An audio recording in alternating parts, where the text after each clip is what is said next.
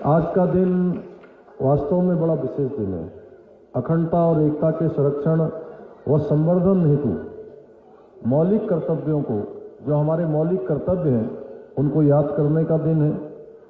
ये हमारा देश विभिन्न संप्रदायों, भाषा, बोलियों, संस्कृतियों से आच्छादित है। अभी मैं 2 दिन पहले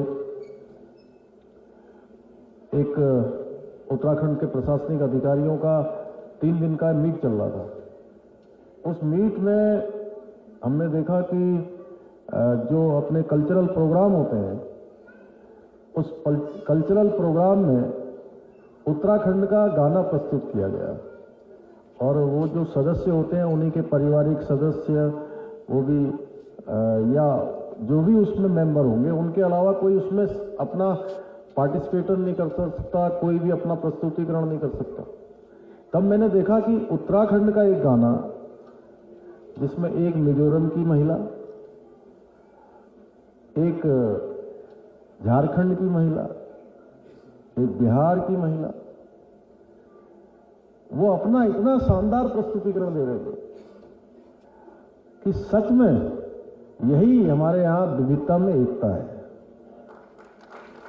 अलग प्रकार की भाषाएं, अलग प्रकार का रहन सहन, अलग प्रकार का कल्चर, लेकिन उसके बाद भी अनेकता में एकता, यही है हमारे भारत की विशेषता।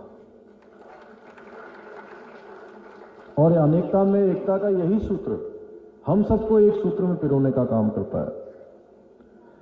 और हमारी संस्कृति में कहा गया है, सभी पंथ मार्ग संप्रदायों का सम्मान करने की रही है।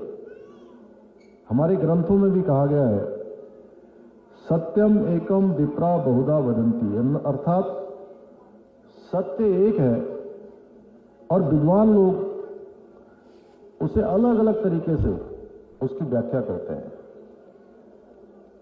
सभी भाषाएं, सभी प्रकार के विद्वान, सभी प्रकार के धर्म को मानने वाले, सभी की बातें एक ही हैं, बस उसकी व्याख्याएं अलग अलग हैं।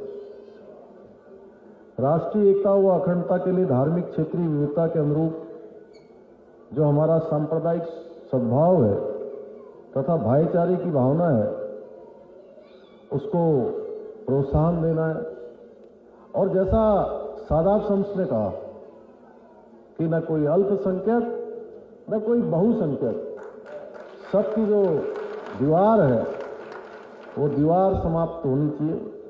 और हम लोग इस बात को मानते हैं। भाइयों बहनों, हमें याद करना चाहिए वो कालखंड, देश की आज़ादी के 75 साल पूरे हो गए।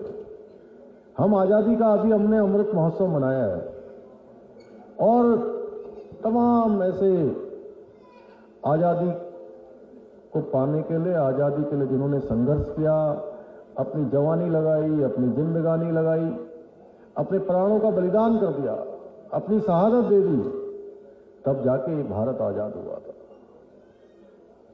और इन 75 सालों में हमने तमाम उपलब्धियां हासिल की है, तमाम प्रकार के नए नए आविष्कार हमने किए हैं, हम तेजी से आगे बढ़े हैं। वहीं जहां हम अल्पसंख्यकों की बात करते हैं, उसमें आज जहां अल्पसंख्यकों में हमारा मुस्लिम समाज आता है, हमारे अन्य समाज आते हैं, लेकिन एक बड़ा तबका, अगर हम मुस्लिम आबादी की बात करें या मुस्लिम समाज की बात करें, तो देश के अंदर जो सरकारें लंबे समय तक रही हैं, यानी जिनका अधिकांश कालखंड इस आजादी के बाद का रहा है, 55 सालों का, 55 साल इस देश के अंदर एक पार्टी का शासन रहा है। और इन 55 सालों में भी एक परिवार का शासन रहा है लंबे समय तक, 50 सालों से अधिक समय तक। आखिर क्या कारण रहा कि आज हमको, अभी हमारे डॉक्टर साहब ने जो है यहाँ पर निःशुल्क कोचिंग वाली क्लासें, तमाम प्रकार की छात्रवृत्तियां, अभी डॉक्टर जैन साहब बता रहे थे 19 लोगों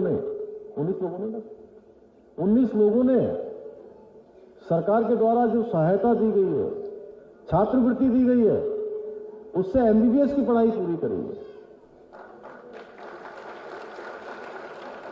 अगर यह सब काम आजादी के तत्काल बाद शुरू हो जाता तो वो लोग जो आज शिक्षा की मुख्य धारा हो या विकास की मुख्य धारा हो, उस धारा में पीछे नहीं छूटते।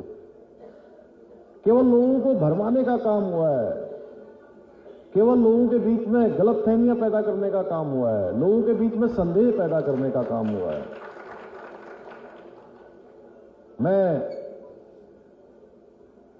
पहली बार विधानसभा का चुनाव लड़ा था, जब मैं खड़ा हुआ तो मेरे क्षेत्र में काफी बड़ी आबादी मुस्लिम है। उनके बीच में कहा गया कि जो है यहां से अगर ये जीत गए, ये पार्टी जीत गई तो यहां बलवा हो जाएगा, यहां दंगा हो जाएगा। ये खतीब अहमद बगल में बैठे, ये जानते हैं वहां से, यहां के हालात बदतर हो जाएंगे सीमा जी। और मैं सच बताऊं तो मेरे जीतने के बाद एक भी ऐसी घटना नहीं हुई जिसमें धार्मिक उन्माद हुआ। एक घटना नहीं हुई।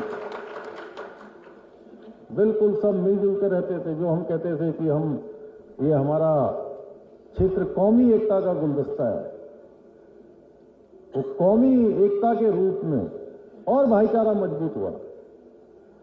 छोटे छोटे रेडी लगाने वाले, ठेली लगाने वाले, फेरी लगाने वाले, ऐसे लोगों को कुछ असामाजिक तत्व परेशान करते थे। तस्लीम अहमद बैठा है यहां पर, जानता है अच्छी तरह से। हमारे इकबाल सिंह भी बैठे हैं, जानते हैं। मजहर नईम बगल के हैं हमारे। तो जगह जगह हम लोगों ने शांति व्यवस्था करी।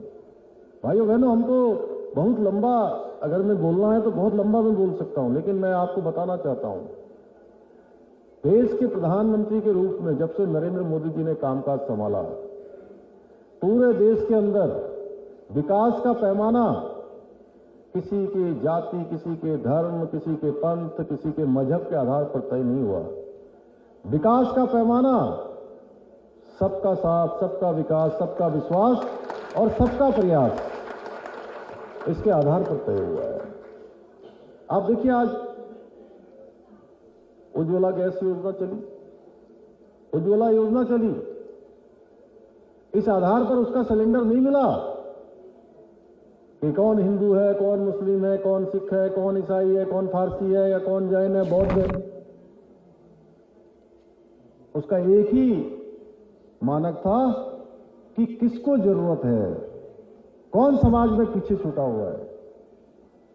इसी प्रकार से स्वच्छ भारत अभियान चलाया गया। शौचालय इस आधार पर नहीं दिया गया कि किसकी पहुंच ज्यादा है, किसकी सिफारिश ज्यादा है, किसके यहां से वोट ज्यादा मिलने वाले। उसका भी मानक केवल यही था कि क्राइटेरिया में कौन आ रहा है, जो क्राइटेरिया निर्धारित है उसमें कौन आने वाला है। प्रधानमंत्री आवास योजना चली है कि हर व्यक्ति को पक्का मकान मिलेगा। जिसका कच्चा घर होगा उसको पक्का घर मिलेगा, जिसकी झोपड़ी होगी उसको भी पक्का मकान मिलेगा, जिसका घर नहीं है उसके लिए घर बनाया जाएगा।